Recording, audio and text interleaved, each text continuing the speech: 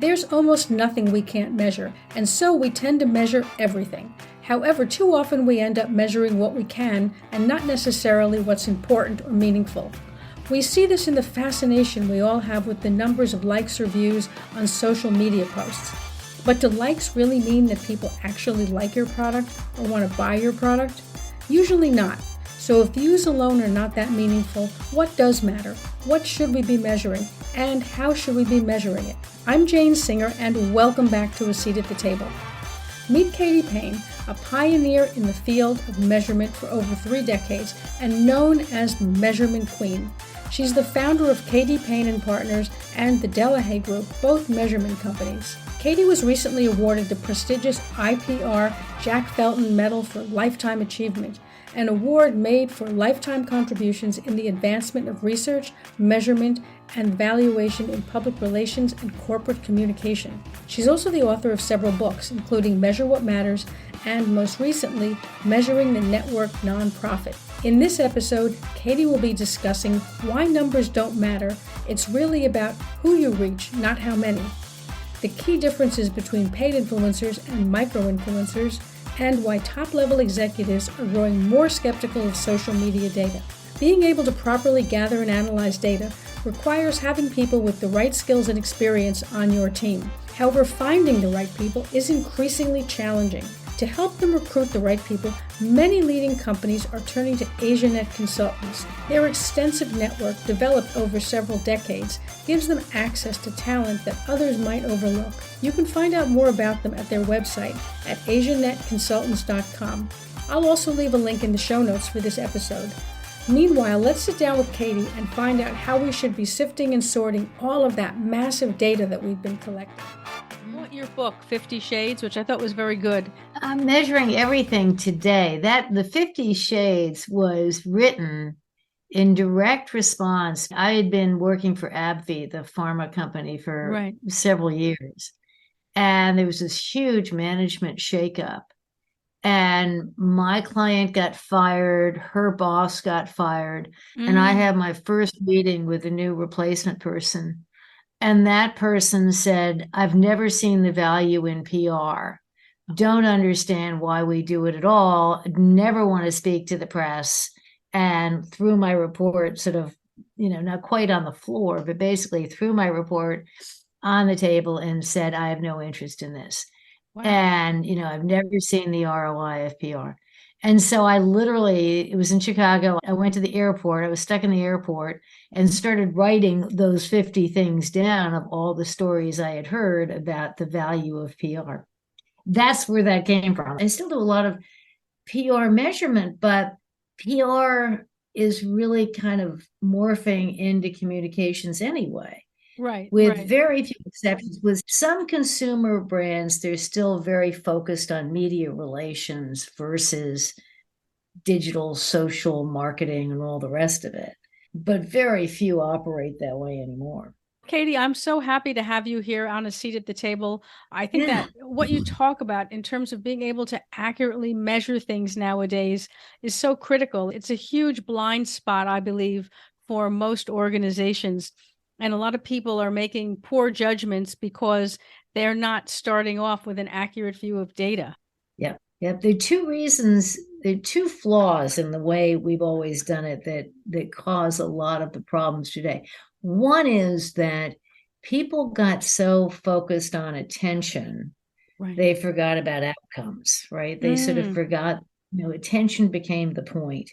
And, driven by many politicians, but attention does not necessarily mean you sell more stuff. Attention just means you get a lot of attention. Right. And then the other piece of it, though, which is I'm hearing more and more, there was a really good session at this conference I was just at about all measurement starts with the audience. And if you're not starting with your audience and saying, your impact on them, however you happen to be making it, is kind of the point. I mean, that's the whole enchilada there. Right. And so you really have to understand whether your audience trusts you, first of all, whether they see you, whether they believe your messages, whether they trust you as a source of information. You kind of have to have all those things in place before you can hope to persuade them. Yeah, I think that's important. And I mean, when you're talking about audience, of course, you have to have that trust factor.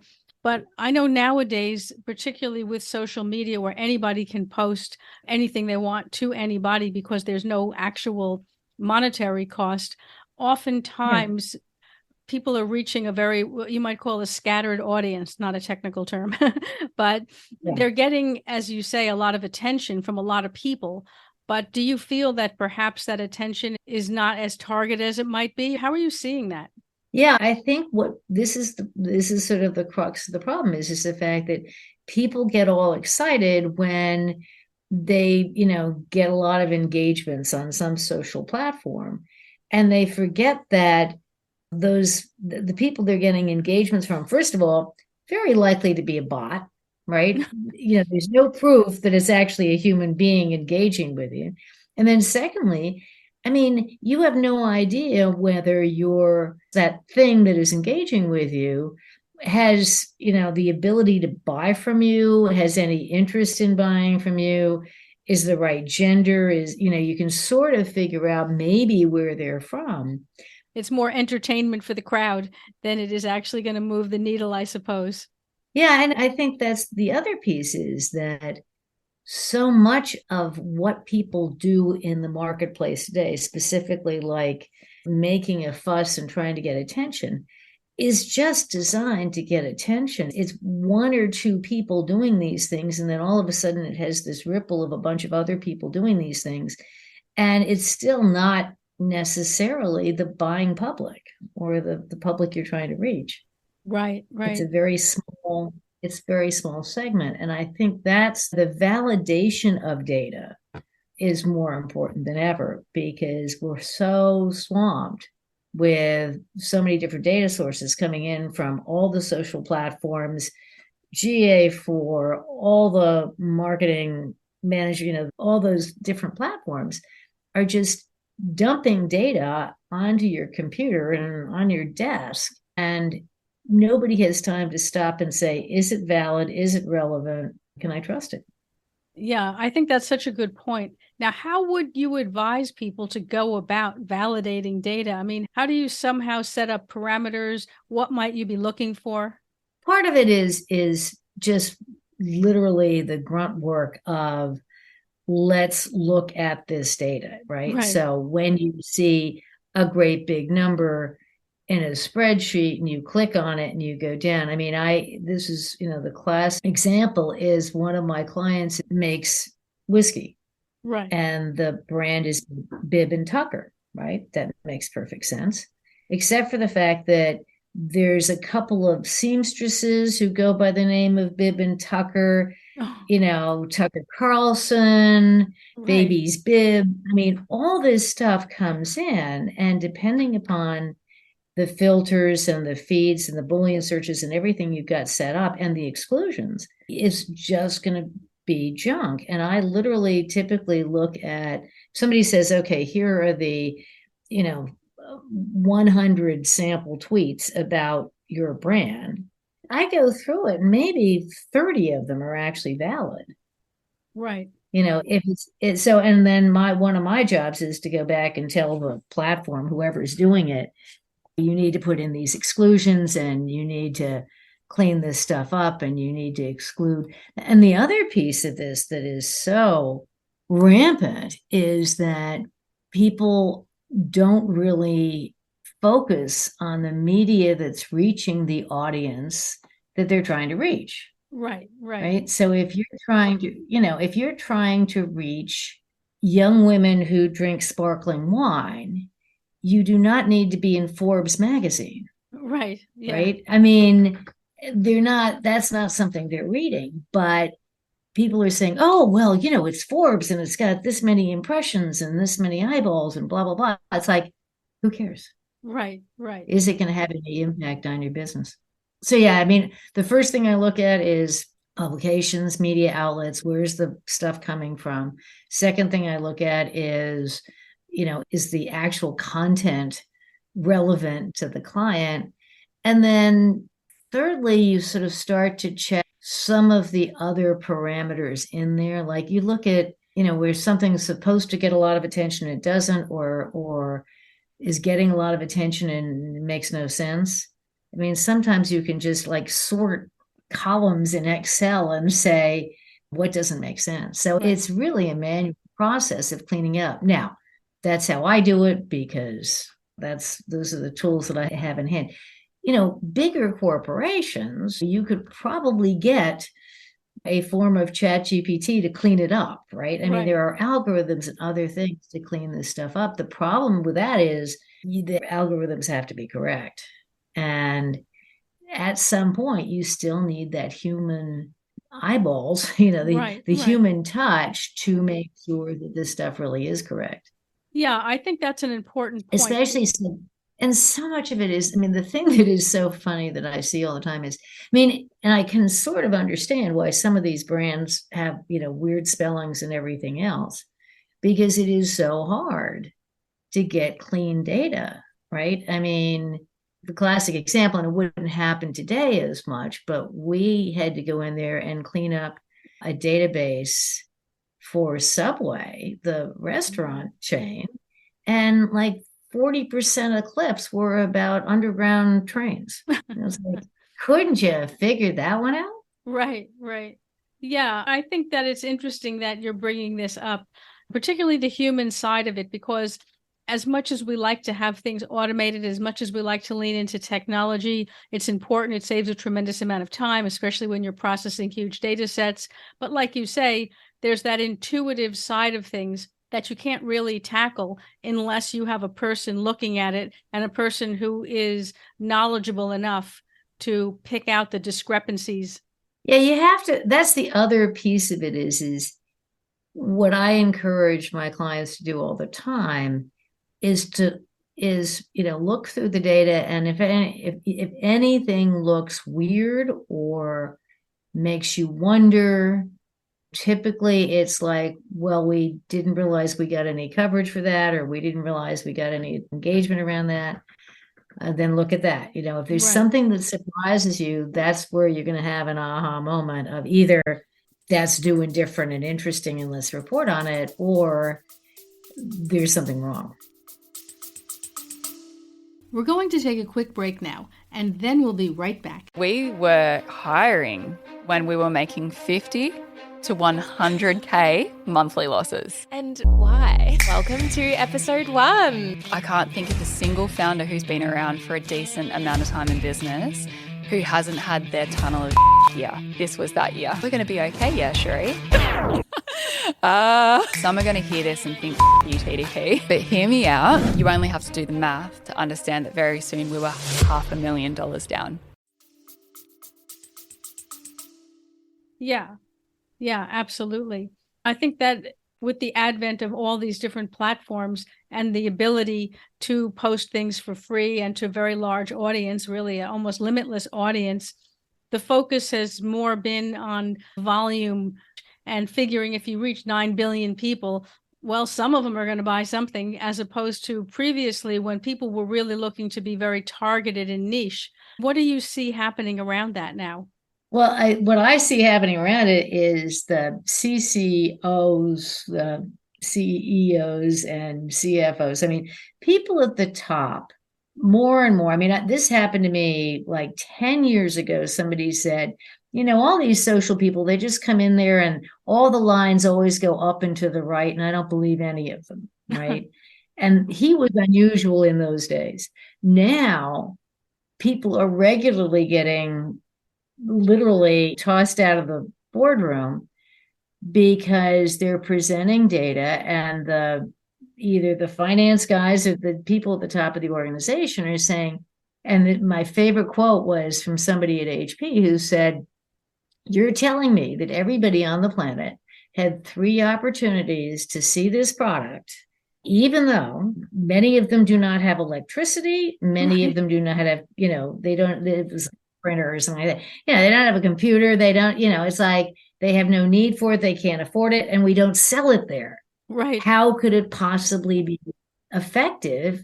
And even if you're telling me that, 1 million people saw it 3,000 times, then why didn't they buy more? Right. So it doesn't make any sense. If you're telling me the right people saw it 3,000 times, then the ad was bad or the story was bad because they didn't buy enough. I mean, there was no response, or you're reaching a whole lot of people that can't buy it anyway. Yeah, that's very true. I mean, that happens in the consumer. It's less true now. I remember the big one for international coverage was we would run into barriers where you just can't sell in that company, in that country, or we have no distributors in that country. So why do I care that you got 5 million impressions, in Bulgaria? We have no way of selling anything in Bulgaria. Right, exactly. Yeah, I think that many it's a little different. It's different now with, with Amazon and with all the online sales. It's a little bit different now. It's very different now because theoretically, but they still, there's a lot of times you can't ship into places. Yeah, that's absolutely true. And it's difficult not to get caught up in vanity metrics. I mean, even though I know better, I definitely find myself falling for that too sometimes and saying, oh, look how many views this got, and then realizing it actually doesn't really matter. No, and it also, it's partly is, what do you need? How many views do you need? What is a reasonable number? And, especially on the B2B side, it's, I can only sell 1,000 of these things a year. But even on the consumer side, you sort of have to put some rationale into that and say, guys, having 20,000 views of this particular product is great. You don't need 20 million because this is niche for this product and we're reaching the right people. And so let's just start with a reasonable number of people that we actually need to reach. Because I think what happens is especially, everybody sees these huge numbers. It's like, but you don't have to get that many numbers in order to meet your goal. You don't have to have 20 million people. And people have to be okay with sort of setting a benchmark for wherever, some realistic number and say, okay, well, we can increase it 5% a month or whatever you want to increase it by, but you can't just pick big numbers out of the air and say, this is what we need. You need to look at, and that the beauty now is with Google Analytics and GA4 and all the rest of that stuff, and all the various assorted marketing platforms, you can figure out how many views you need or how many engagements you need or whatever you're measuring to make a sale.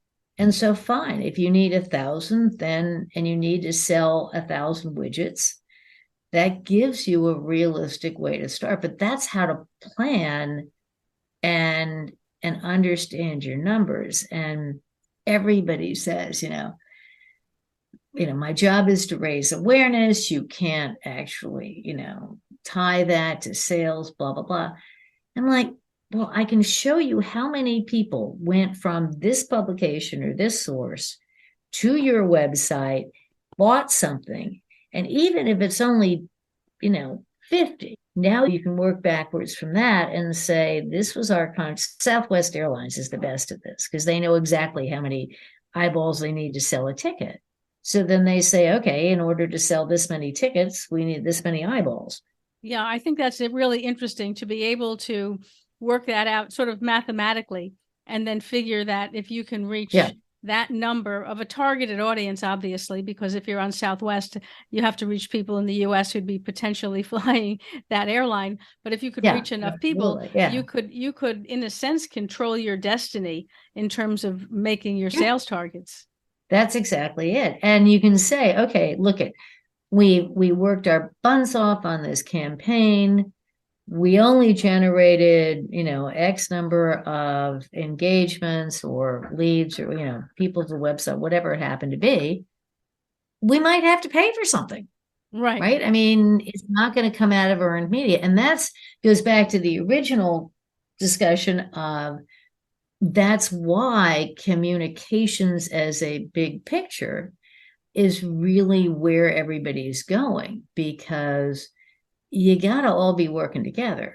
Right. So how do you... Everybody's got to be on, the same page. Yes. How do you see then the different roles of perhaps social media, public relations, traditional advertising? I mean, we've sort of seen the lines shift a lot. Before, it used to be PR was one side, advertising was another, and there was no social media back in the day. Then it sort of shifted. Everybody was going over to social media. And now I don't know where people are going. I mean, what do you see on your side? Well, I see the role of influencers, paid and unpaid, really driving a lot of the discussion. Now, what gets interesting there is that some organizations see paid influencers as, just another form of advertising. I mean, basically, it's budgeted that way, it's calculated that way, it's measured that way. And it may or may not be more effective depending upon who you're selling it to, but in many ways it is. The micro influencers, where you may or may not pay them, maybe you're just giving them free stuff, but they are specifically geared around what you're trying to sell. Those are really coming more under the earned media side. Not in all cases, but in some cases. So, somebody doing some science stuff, the big role, here's a good example of this.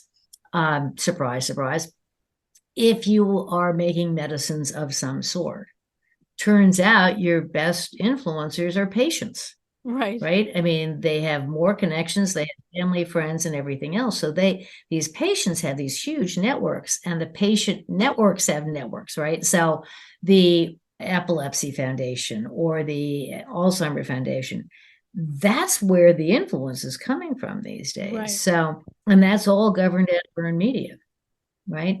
Then on the other side, you've got all of the fashion influencers and everybody else that their role is very much like, we have a relationship with you and we expect you to generate so much. It's interesting. I had an interesting conversation with an agency that just deals with paid influencers, and they have their own system of measurement, which off the top of my head, I can't remember why but they're very big on, we're not just measuring hits, we're not just measuring impressions, we're looking at the audiences that we're reaching, and we're going to give you numbers that reflect that.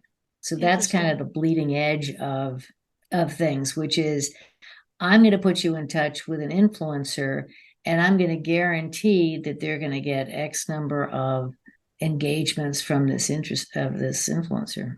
So in some ways, it's like media. Right. Yeah, that is an interesting development. Yeah, it really is. I mean, it's not going to replace media. It's not going to, if you're selling wine, you still want to make sure that, Food and Wine is talking about you, or there's an ad next to the article or something, but it's going to be much more effective. May not be any cheaper, but it might be much more effective to have somebody you really admire with a picture, holding your sparkling wine on a summer afternoon. Right. Yeah, I think it is interesting. That's sort of, as you're saying, that strategic use of influencers or micro influencers to be able to move the needle. Now, what about in B2B? Because that's a little bit more tricky, especially since some of the B2B products, right, are, quite large industrial products or very upstream kind of products. So you would probably find fewer influencers who may be available to do that. There are fewer, but it's very interesting. I did an analysis for a company that sells pipettes, which is, it's a very B2B thing, bought by a lot of academics and universities and blah, blah, blah. And then shortly thereafter did another one for another scientific instrument company. And in both cases, what we found was that, the decision makers, the purchasers, aren't, old white guys anymore, right? Right. They're way younger, and they're much more diverse. And the people that are influencing them are people they went to college with, right? So the alumni group for the Department of Biology at MIT has an alumni group, and that's where you go to find out, okay, what kind of a pipette is the most sustainable, right? So A, it's a very different influencer, and B, what is influencing them is very different from what you think. Microsoft is the best example when they did their research, and it turns out, the people that are buying their enterprise systems today know Microsoft as the Xbox company. Right. Right. So you might have a very different impression of a company than necessarily the one you're supposed to have. And your audience might be very different and influenced by things that you've never even thought of before. And that's why research, goes back to the research and measurement piece.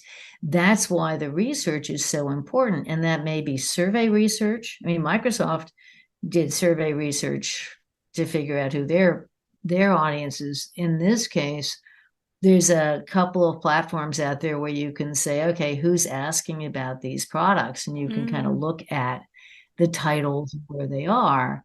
And, again, human beings have to go down into the rabbit hole to figure out where they're actually hanging out. But there are micro influencers everywhere. And it's like the story of, we all have somebody in our life who knows a lot about cars. And so you're going to ask the car guy. Right. Or, or the guy that can fix small engines is the guy you're going to ask about, what kind of small engine am I going to buy? So there's always going to be those people, and they're going to be very hard to find. But now they're not as hard to find because they're on YouTube. Right. Or they're on Facebook, or they're in a group somewhere. I mean, it was Facebook for the instrument company.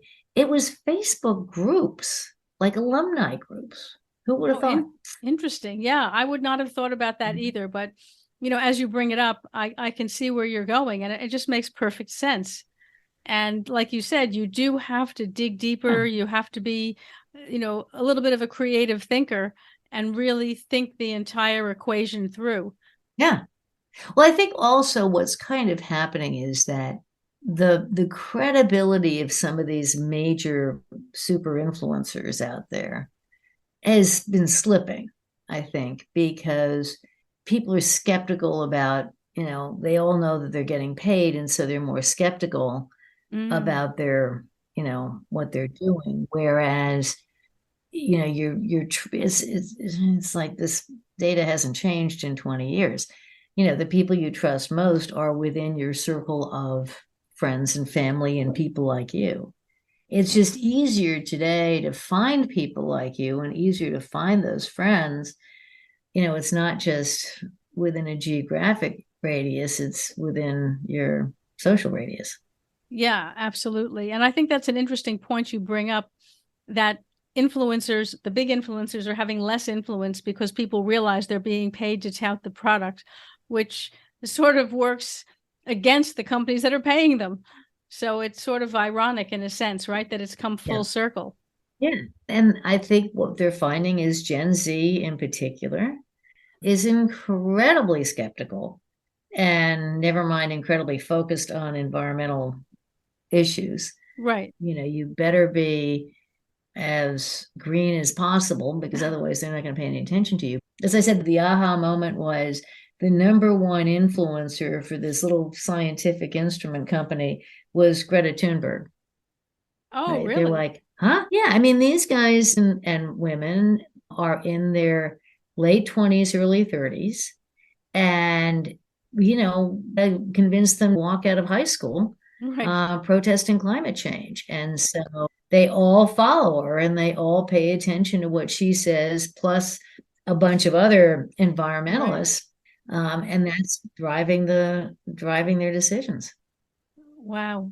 And who would have thought that, right? I mean, that's where someone who has that intuitive capability that you have, right, from having done this for a long time and really understanding how the mechanism works, could decipher that. The first thing I do is I look at titles and sources.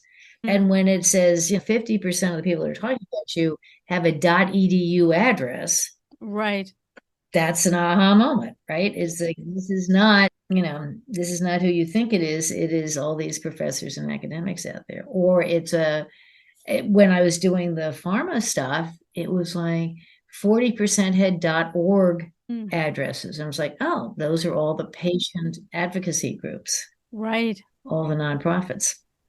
Yeah, interesting. So Yeah. if you were to and set then and .gov is the other one. Okay, so right. why where does the .gov come? Oh, the public health, right? The public health folks, the local, health authorities or whatever. Yeah, it was really, there's some really interesting things that are popping out of this data. Yeah, it is interesting. And I think that people wouldn't have thought about it like that. I wouldn't have thought about it like that if you hadn't brought it up. But then when you bring it up and explain it, it just seems so obvious. Yeah, it is obvious, but it's not something you would think about because you're not living in that world. Right. Especially for, marketers and PR people and whatever who are living in their own world. It's like, well, if you're not dealing with this stuff day to day, you're not necessarily going to think that. Yeah, absolutely. So if you were to sort of set out some guidelines for someone who is a marketer, what, in a nutshell, so to speak, would you advise people right now when they're facing this very chaotic market with so many different options and not knowing where they should go first, so to speak? The first thing you've got to do is do your homework and figure out who's buying your product, what are they reading, what are they trusting, who are they talking to, what platforms are they on, and what matters to them. Right. And yes, marketers typically have access to that information, but you would be surprised at either frequently happens, oh, that's in the market research department, we don't have access to it. I'm like, right. Go get it. Yeah. So yeah, the first thing is research your audience, be clear about your audience, figure out, what's driving them. And then after that, focus on the stuff that they trust, the stuff that they're paying attention to. I can't tell you how many people have, 500 publications on their top tier publication list that they're, and 100 that they're advertising in. And then you figure out that these people are really only looking at, there's only 25 that are covering you, that are, being read by your audience, that are going to influence your audience. So focus on the stuff that really matters. And first of all, that makes your research a lot more affordable. Right. Right. I mean, yes, even for these consumer companies that I deal with, yeah, you love to have your products appear in, I don't know, Esquire. Right. But that's not necessarily going to influence your audience, and especially today, because they don't even know what a magazine is. Right. It's like, you think about it, and if everybody's getting their news from, a link in Instagram, it's a far away from a, magazine. Right. Right. Yeah, absolutely. So that to me is do your homework, do your research. And then the sort of last piece is, I don't know how to do this effectively other than what I do, which is just live in this world. But tools are getting better all the time at being able to find the information you need. Like I mentioned SparkToro in terms of all that does is look at the world out there and analyze who's asking questions about this particular topic. Right. And the numbers may be huge and they may not be usable, but, expensive sports cars is not that big an audience. Right. $100 bottles of bourbon is not that big an audience. So you can find things. I think it was Botanical Gin I was looking up, and it was like there were 5,000 people max that had actually put in a query into Google for Botanical Gin. Wow. That's a manageable number that you can look at those 5,000, kick out all the ones that don't matter pretty quickly, and end up with, a list of 500 that probably will make a difference. Right.